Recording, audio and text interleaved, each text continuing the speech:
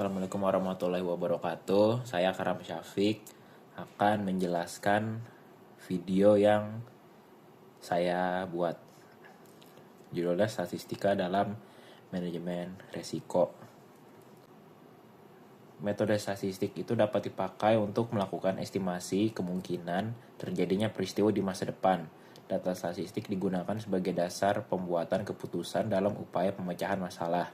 Metode statistik merupakan alat yang berguna untuk melaksanakan estimasi perubahan faktor risiko yang dapat mengakibatkan kerugian finansial. Selain itu, risiko finansial merupakan estimasi perubahan faktor risiko yang dapat mengakibatkan perolehan hasil yang tidak diharapkan. Kemudian ada permodelan risiko. Akibat adanya ketidakpastian dari risiko, matematikawan mendefinisikan satu periode risiko X menjadi fungsi dengan ruang peluang yang disebut dengan pengubah acak atau random variable. Permodelan risiko X biasanya berfokus pada fungsi distribusi Fx sama dengan P dalam buka kurung X lebih kecil sama dengan X. Yaitu peluang bahwa pada saat akhir periode risiko, nilai risiko X besar kurang atau sama dengan nilai X kecil yang diberikan. Lalu ada pengukuran dan manajemen risiko.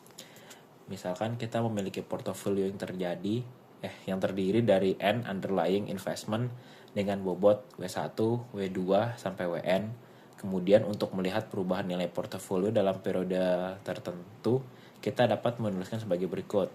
X sama dengan sigma, I sama dengan 1 sampai N, WI dikali XI, di mana XI menyatakan perubahan nilai untuk investment ke I atau profit or loss.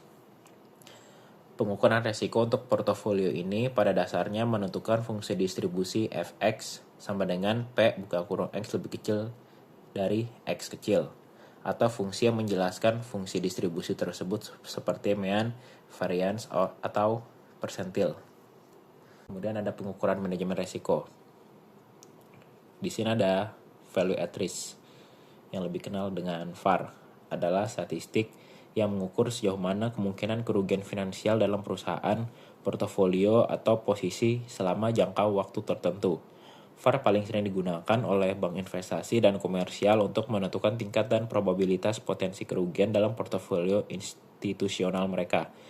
Manajer risiko menggunakan VAR untuk mengukur dan mengontrol tingkat paparan risiko.